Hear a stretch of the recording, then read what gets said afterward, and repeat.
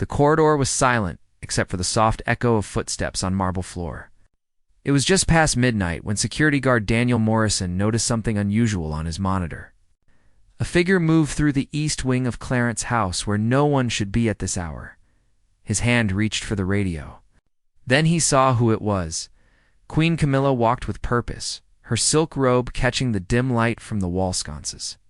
She carried no escort, no lady-in-waiting, just herself, moving through shadows like someone who didn't want to be seen. Daniel's throat went dry. In his 3 years working royal security, he'd never seen this. Senior royals didn't wander alone at midnight. They didn't slip through corridors designed for staff, and they certainly didn't head toward the medical archives. He grabbed his torch and left the security room. The medical archive sat in the oldest part of the building. Behind an oak door that most people forgot existed, it held decades of private health records, protected by locks that only 3 people had keys to: the king, his personal physician, and Prince William. When Daniel rounded the corner, he saw her standing at the door. Her hand rested on the handle. Her face was pale in the low light, jaw set with determination he'd never seen before. "Your Majesty," he said quietly, trying to keep his voice steady. She jumped. Actually jumped. For a moment, something like fear crossed her face before she composed herself. "Daniel." She smoothed her robe, attempting to look casual. But her hand trembled slightly. "I didn't expect anyone to be patrolling this section. Standard rounds, ma'am." He kept his distance, respectful but firm. "Is everything all right?" Before you continue this story, if you're enjoying these real royal secrets, hit that subscribe button. You won't believe what happens next. Camilla's eyes moved from Daniel to the door, then back again. "I was looking for some old correspondence. I thought it might be filed in this room, but this wasn't a correspondence room." They both knew it. "The medical archive is locked, ma'am. Only authorized personnel have access." Daniel's training kicked in. Protocol was protocol, even for a queen. "I'm aware." Her voice carried an edge now. "I am the queen consort. Surely that grants me certain privileges." The air between them grew tense. Daniel had been given very specific instructions about this door. Instructions that came from Prince William himself just 2 weeks ago, after the king's diagnosis became more serious. "No one enters without the king's direct permission," William had said, his voice tight with emotion. "Not staff. Not physicians, unless scheduled. Not anyone. My father's privacy is sacred right now. Do you understand?" Daniel had nodded. He understood now. Standing before the queen consort at midnight, he understood even more. Something was happening in the royal family. Something that made a queen sneak through corridors. Something that made her hands shake while she tried to seem calm. "I'll need to call Prince William, ma'am," Daniel said softly. Camilla's face hardened. "That won't be necessary. I'll speak to my husband in the morning. I'm afraid I must insist." He pulled out his phone. For a long moment, she stared at him. The kind of stare that could end careers. The kind that reminded him exactly who she was. But beneath the authority, he saw something else. Desperation. "You're making a mistake," she whispered. Daniel's finger hovered over William's number. The palace was about to wake up. And nothing would ever be quite the same. Asterisk Prince William answered on the second ring. His voice was rough with sleep, but alert. Royals learned early to wake fast. "Morrison. This better be urgent." Daniel turned slightly away from Camilla, lowering his voice. "Sir, I'm at the medical archive. The queen consort is here. She was attempting to access the room." "I'll silence." "The kind that feels heavy, even through a phone line. Stay there. Don't let her leave." "I'm coming now." The call ended. Daniel slipped his phone away and met Camilla's eyes. She'd heard enough to know what was coming. "This is absurd," she said, but her voice lacked conviction. "I don't need to explain myself to anyone. Least of all, a security guard. I'm just following orders, ma'am." She laughed, but there was no humor in it. "William's orders, I assume?" "He's always been so protective, even when protection isn't needed. He cares about his father." "And you think I don't?" The words came out sharp, wounded. Camilla's mask cracked just enough to show the pain underneath. "Charles is my husband. I have every right to know what's in those files. Daniel said nothing. It wasn't his place to judge. But he wondered what could drive a queen to this. What secrets lay behind that locked door that she needed so desperately? They waited in silence. Camilla moved to a wooden bench against the wall and sat down, her robe pooling around her feet. She looked smaller suddenly, less like a queen and more like a worried wife. "How long have you worked here, Daniel?" she asked quietly. 3 years, ma'am. Do you enjoy it?" "The secrecy. The watching. I serve the crown." She smiled sadly. "Everyone serves the crown, but sometimes I wonder who serves the people wearing it." Before he could respond, footsteps echoed from the main corridor. Fast, purposeful footsteps. Prince William appeared, still in casual clothes, his hair uncombed. Behind him came Sir Edward Campbell, the king's private secretary. Looking grave and tired, William's eyes went straight to the door, checking it was still locked, then to Camilla. "What are you doing here?" No greeting. No formalities. Just cold, direct questioning. Camilla stood, pulling herself to full height. "I might ask you the same thing. Why are you treating me like a criminal in my own home?" "This isn't about you." William moved closer, his voice low but intense. "This is about my father's privacy, his dignity, something he specifically requested. I'm his wife, I'm his son, and I'm following his wishes." William pulled a folded paper from his pocket. His hands were steady, but his jaw was tight. 3 weeks ago, when the diagnosis came back, he made me promise something. He made me promise to protect his medical information from everyone, especially from people who might use it for their own purposes. The accusation hung in the air like smoke. Camilla's face went white. "You think I would exploit his illness? You think I'm here to what? Leak information? Sell stories. I think you're here at midnight trying to access locked files. You tell me what I should think." Sir Edward stepped forward, his voice diplomatic but firm. "Your Majesty, perhaps we could discuss this in a more private setting?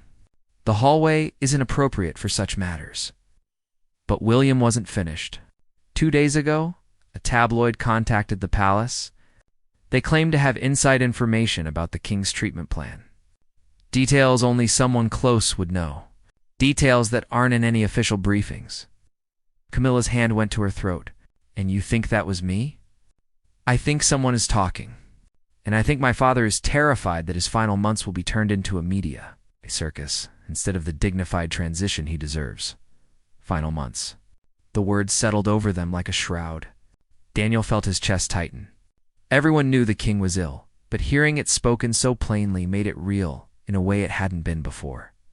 Camilla's eyes filled with tears. But she blinked them back. "I would never betray him. Never. Everything I've done, every choice I've made, has been for him." "Then why are you here?" William's voice cracked slightly. For just a moment, he wasn't a prince. He was a son, scared and angry, and trying to protect his dying father. The question hung between them, waiting for an answer that could change everything. Camilla's composure finally broke. She sat back down on the bench, her shoulders shaking with silent sobs. When she spoke, her voice was barely a whisper. "Because he won't tell me the truth." William froze. Sir Edward glanced at Daniel, a silent instruction to give them privacy. But William shook his head slightly. Whatever was said now, it would be heard. Maybe it needed to be. "What are you talking about?" William asked, his tone softening despite himself. "Your father. He tells me he's fine, that the treatment is working, that I shouldn't worry." Camilla looked up, tears streaming down her face. "But I see him, William.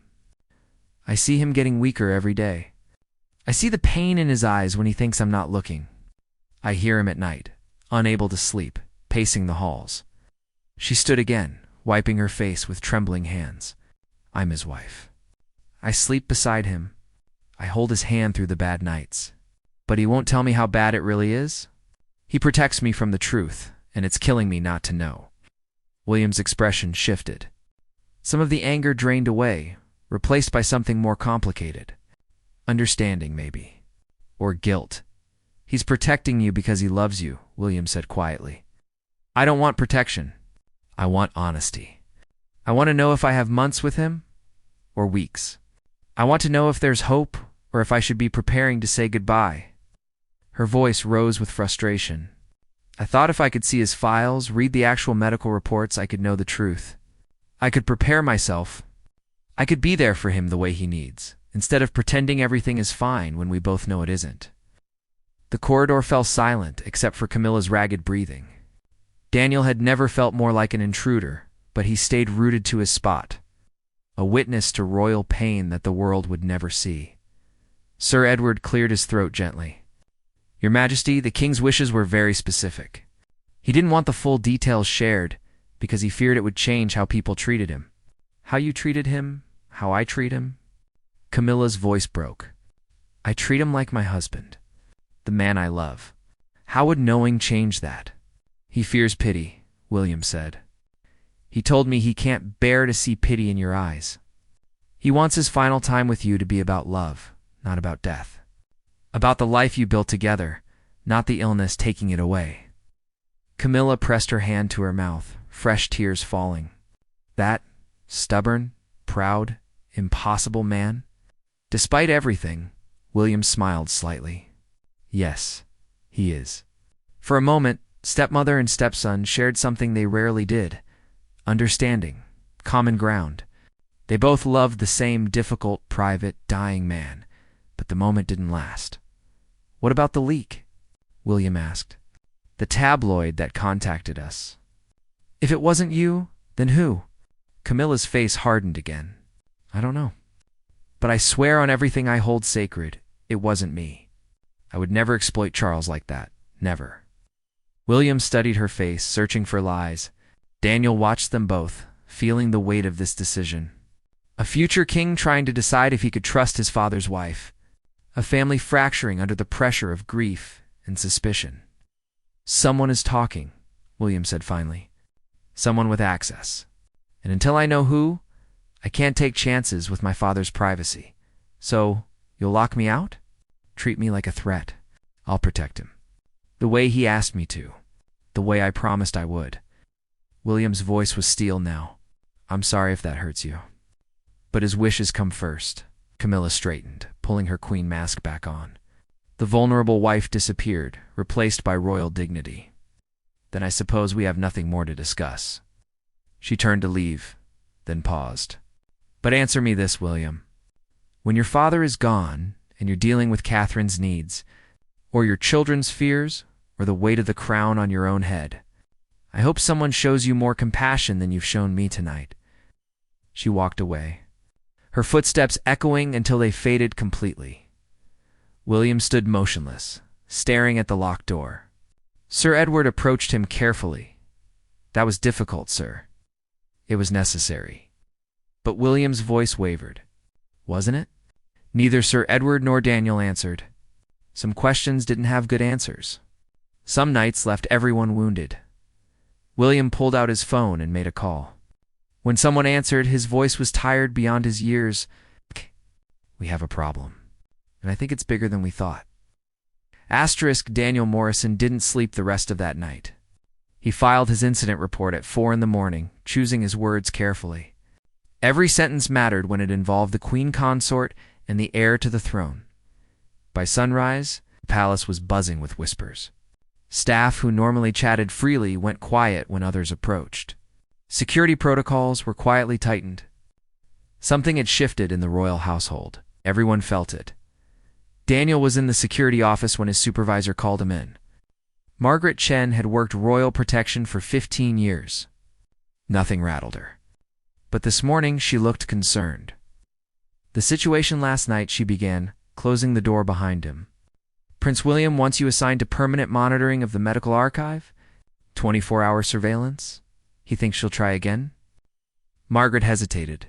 He thinks someone will. And he wants to know who. She handed Daniel a file. Inside were photos. Not of Camilla, but of staff members. Butler, personal secretaries, household managers. People who had access to the king's daily routine. One of these people is the leak, Margaret said. William is convinced of it. And until we find out who, trust no one. Daniel flipped through the photos. He knew most of these faces. Good people. Loyal people. The idea that one of them was selling royal secrets felt impossible. What makes him so sure it's staff? Daniel asked. Because the information that leaked was specific. Not just that the king is ill, but details about his treatment schedule. Which medications he's taking. Which specialists he's seeing. Margaret's voice dropped. Things only someone in the household would know. Daniel thought about Camilla standing at that door, desperate for information she couldn't get from her own husband. If she wasn't the leak, then someone else was feeding stories to the press. Someone close enough to know intimate details. Someone the royal family trusted. There's more, Margaret said. Yesterday, a reporter from the Daily Mirror called. They asked about a specific medical procedure the king is scheduled for next week. A procedure that hasn't been announced publicly. That only 5 people in the world know about. Who are the 5? The king himself. Prince William. The king's personal physician, Sir Edward Campbell. She paused. And the lead nurse who coordinates his home care, Patricia Morrison. The name hit Daniel like a punch. Patricia Morrison.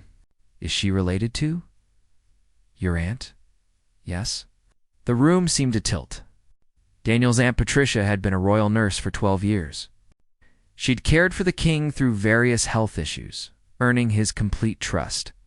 She was family. She was loyal, though Daniel said firmly. Not her. She would never. I'm not saying she would, but William wants everyone investigated. Including her. Including you, since you're related. Margaret's eyes were sympathetic but firm.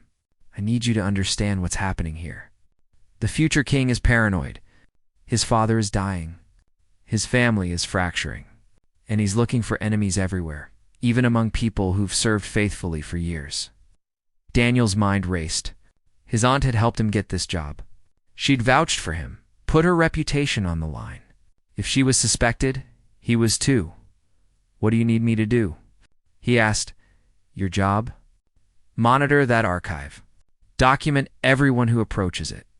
And if your aunt contacts you about anything related to the king's health, you report it immediately, no matter how innocent it seems.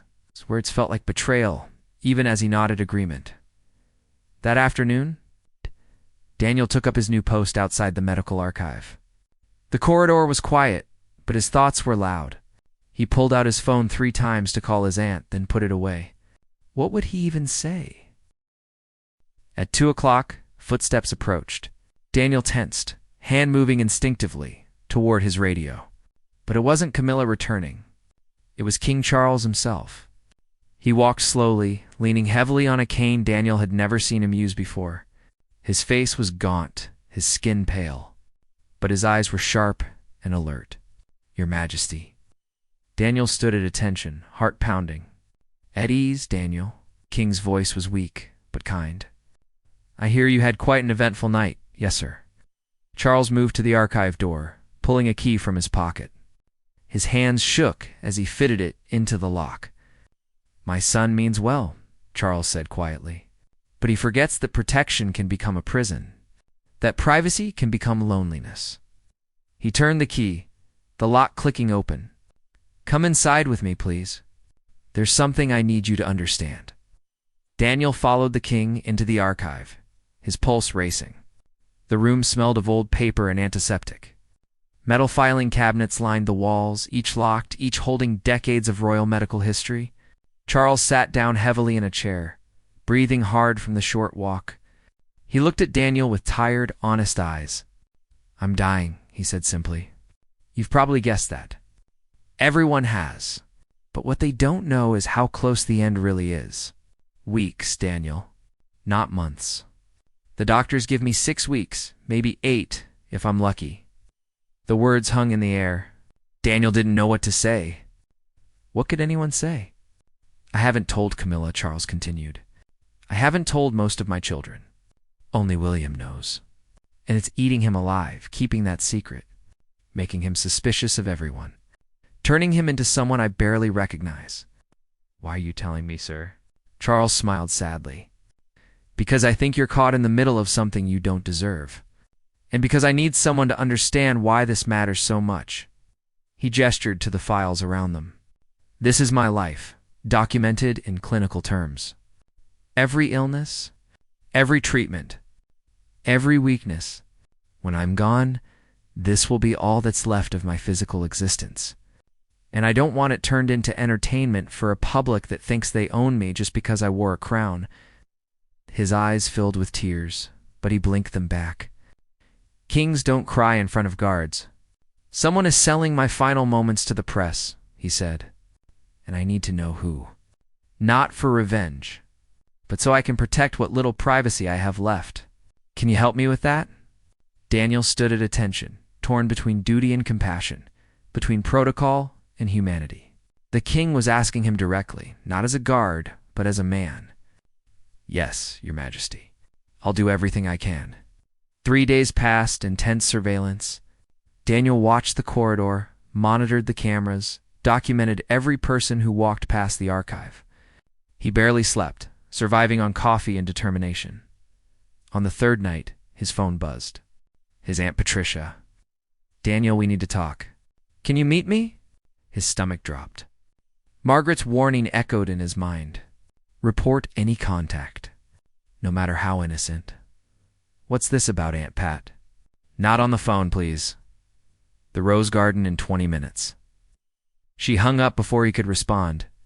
Daniel sat frozen, phone in hand. This was it. The moment that would define everything. He could report this meeting to Margaret, follow protocol, protect himself. Or he could meet his aunt, hear what she had to say, and maybe understand what was really happening. He chose the garden. Patricia was waiting on a stone bench when he arrived. Her nurse's uniform replaced by casual clothes.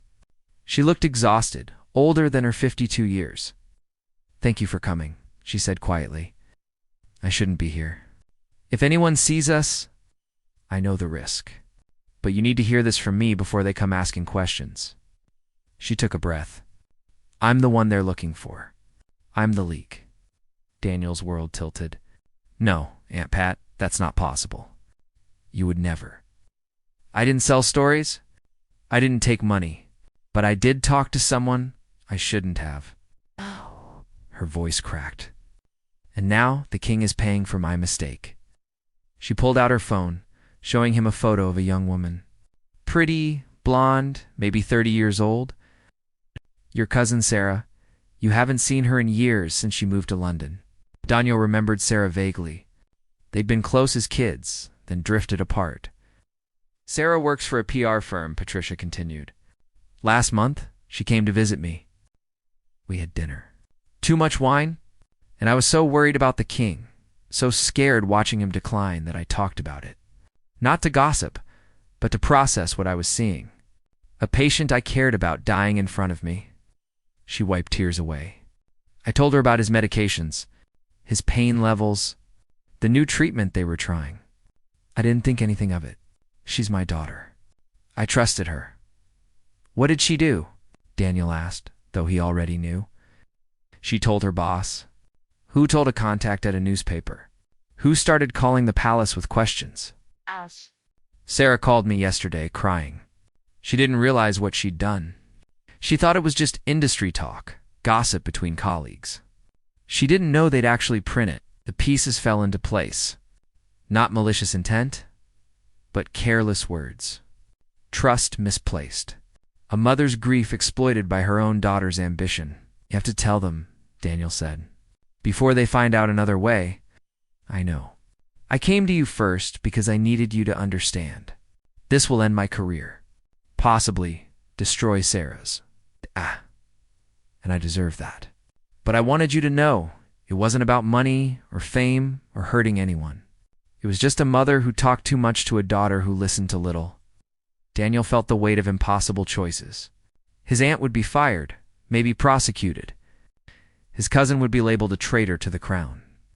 And he would be the one who confirmed it, who helped seal their fate. I'll come with you, he said finally. When you tell them, you shouldn't face it alone. Patricia squeezed his hand. You're a good man, Daniel.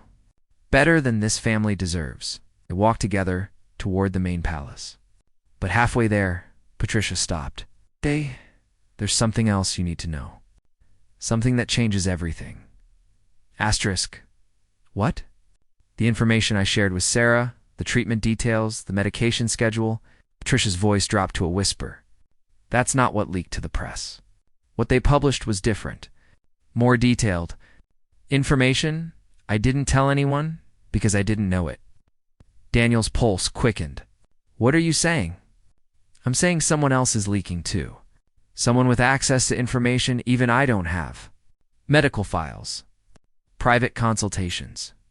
Things only someone with direct access to the archive would know. She looked at him intently. I made a terrible mistake, but I'm not the only one talking. Before Daniel could respond, his radio crackled to life. All units, report to the king's private quarters immediately. Medical emergency. This is not a drill, they ran. The king's suite was chaos when they arrived. Doctors rushed in with equipment. Prince William stood outside the door, his face white. Catherine was beside him, holding his hand. Sir Edward saw Patricia and gestured her inside. The king is asking for you. Hurry. She disappeared into the suite. Daniel stayed in the corridor with other staff, waiting in terrible silence. Minutes felt like hours. Finally, a doctor emerged. William approached him immediately. How is he? Stable. For now. But it's progressing faster than we anticipated. The next episode could be the last. William nodded, his jaw tight. How long? Days. Possibly. Maybe a week if we're fortunate. Catherine gasped softly. William pulled her close, his own eyes wet. Daniel watched the heir to the throne crumble, just slightly, in his wife's arms. All the power in the world couldn't stop what was coming. All the protection, all the secrets, all the locked doors couldn't save the king. The door opened again. Patricia emerged, tears streaming down her face. She walked straight to William. Your Majesty, I need to confess something. William looked at her, exhausted and grieving. Not now, Patricia. It has to be now. I'm responsible for some of the leaks. Not all, but some. I spoke carelessly to my daughter and she shared information she shouldn't have. Patricia's voice was steady, despite her tears. I'm prepared to face whatever consequences you deem appropriate. But first you should know that someone else is leaking information too. Information I never had access to. Someone closer than you think. William's expression hardened. Who, I don't know. But your father asked me to tell you something before the episode started. He said to check the archive. He said the answer is in the files themselves. William looked at Daniel. Open it now.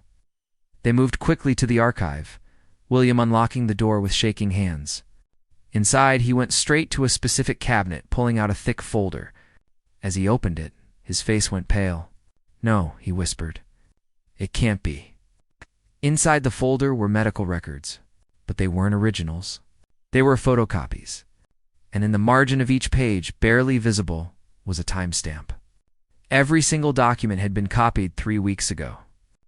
At 2:17 a.m., William pulled up the security logs on his phone, scrolling back to that date.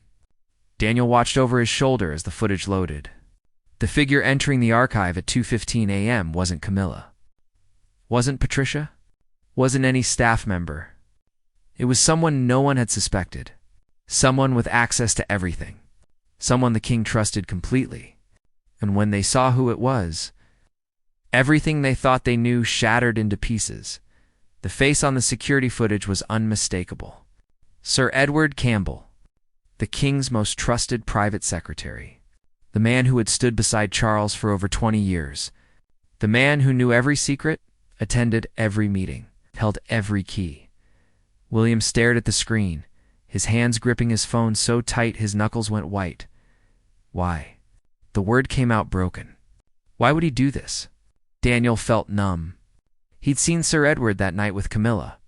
The man had looked grave, concerned, loyal. But it had all been an act. A performance from someone who'd been betraying the king for weeks, maybe longer. William was already dialing. The phone rang twice before Sir Edward answered, his voice smooth and professional. Your Majesty. I was just about to come find you. How is the king? Where are you right now? William's voice was cold. A pause. In my office, preparing tomorrow's schedule. Why? Is something wrong? Stay there. Don't move. Don't call anyone. I'm coming to you. William ended the call and looked at Daniel. Get security. No one enters or leaves his office. And find out if he's contacted anyone in the last hour. They moved fast. Within minutes, Sir Edward's office was surrounded. William entered alone, closing the door behind him. Daniel watched through the window as the two men faced each other. He couldn't hear the words, but he saw William throw papers on the desk. Saw Sir Edward's face crumble. Saw the private secretary sit down heavily, covering his face with his hands. The conversation lasted 20 minutes. When William emerged, he looked 10 years older. He confessed, William said quietly. Everything. They gathered in a small conference room. Sir Edward, William, Daniel, Margaret Chen, and Patricia. The private secretary looked broken, a man who'd lost everything in the space of an evening. I need you to explain, William said. All of it. And it better be the truth, because that's the only thing that might keep you out of prison. Sir Edward took a shaking breath. It started 6 months ago. My wife, Helen. She was diagnosed with early-onset Alzheimer's. Aggressive. Devastating. The kind that takes everything within 2 years. He pulled out his phone, showing them a photo of a beautiful woman in her 60s, smiling at the camera. The care she needs costs more than I earn. Specialized facilities, experimental treatments, round-the-clock nursing. I'd spent our entire savings in 3 months. Mortgaged our house. Sold everything we had. But it wasn't enough. His voice cracked. A journalist contacted me. Said they'd pay for information about the king's health. Just small details. Nothing that would really hurt anyone. And they'd pay enough to give Helen another year of good care. William's face was stone. So you sold him out. The man who trusted you with his life. I told myself it was harmless. Just dates of doctor appointments. General health updates. Things the public would find out eventually anyway. Sir Edward wiped his eyes, but they kept asking for more. More details. More private information. And I kept giving it to them because every payment bought Helen another month of dignity. Another few weeks of remembering my name. You copied his medical files, William said. At 2 a.m, that's not harmless information gathering. That's theft. I know. I crossed a line I can never uncross. Sir Edward looked directly at William. But I want you to understand something. I hate myself for what I've done. But I don't regret it. Because those payments gave my wife the best care available. They gave her moments of clarity. Days where she remembered our children. Mornings where she knew who I was. And I would betray 1,000 kings for one more day like that. The room fell silent. Daniel felt torn between disgust at the betrayal and unwilling sympathy for a man trying to save his wife. There were no good guys in this story. Just people making impossible choices in terrible circumstances. Where is Helen now? William asked quietly. She's in a facility in Surrey, the Meadowbrook home. She doesn't know what I've done. Most days she doesn't even know who I am anymore. His voice broke completely. I sold my integrity, my career, my honor, for a woman who can't remember my face. And I'd do it again tomorrow if it meant one more smile from her. William stood and walked to the window, looking out at the palace grounds. When he spoke, his voice was tired beyond measure. My father is dying. You know that better than anyone. You've been with him through every diagnosis, every treatment failure, every moment of decline. And you turned his suffering into a commodity. I know. Those stories you sold, they robbed him of his dignity. They turned his final months into a spectacle. They hurt my family. They hurt Camilla, who I accused of being the leak. They hurt Patricia, who confessed to a lesser crime while you hid behind your position. William turned back. You betrayed everyone, yes, but... William's voice softened slightly. You also served my father faithfully for 20 years. You managed his household. You protected him in countless ways. And you're doing this out of love for your wife, not greed or malice. Sir Edward looked up, confused. What are you saying? I'm saying I should have you arrested, prosecuted, made an example of. That's what protocol demands. What justice requires. William sat down, suddenly looking very young and very tired. But my father, in one of his clearer moments today, he said something to me.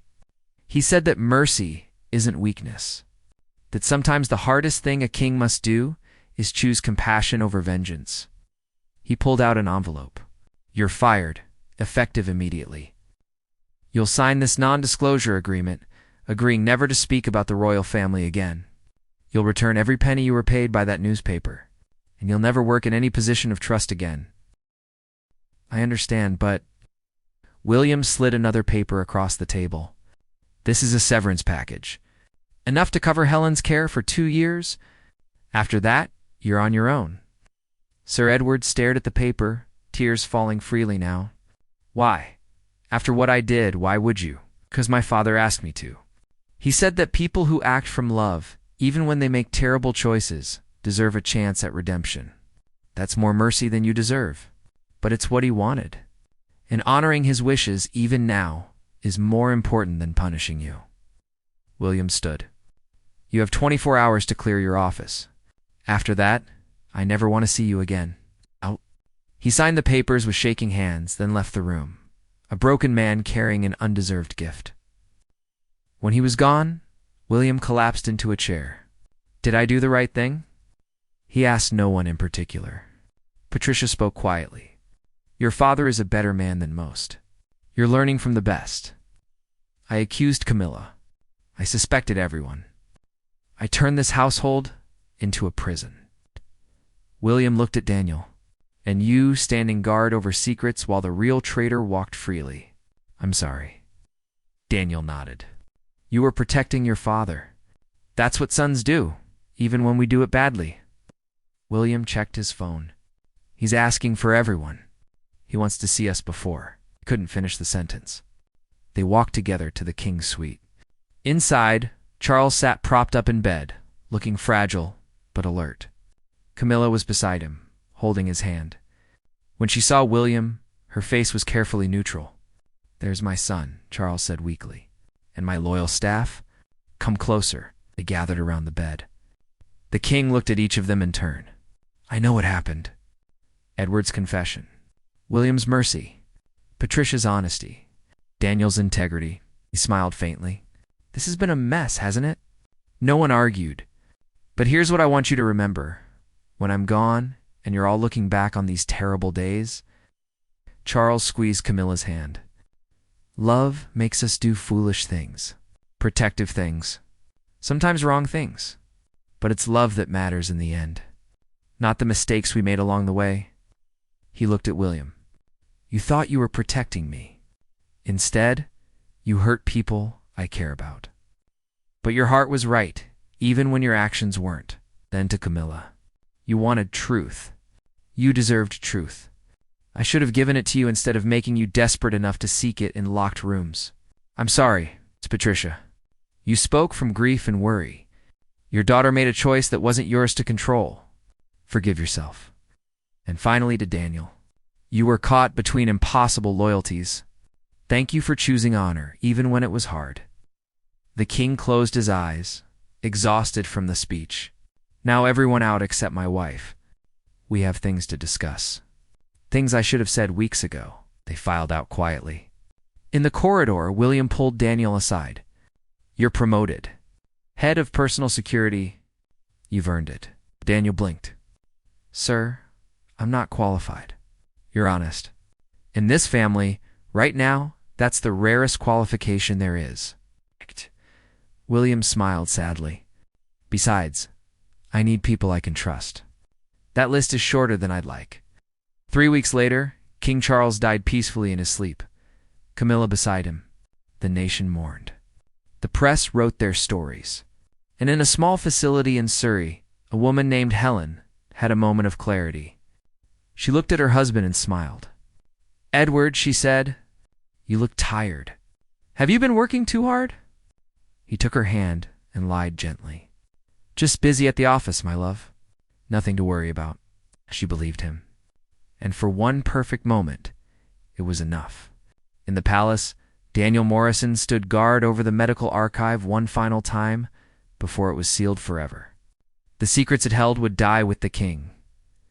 Some mysteries were meant to stay locked, and in that silence he understood what Charles had been trying to teach them all along. That mercy matters more than justice. That love, even when it leads us astray, is the only thing worth protecting. And that sometimes the bravest thing we can do is choose forgiveness, even when we've earned the right to be angry. The archive door closed. The lock turned, and life, complicated and messy and beautiful, went on.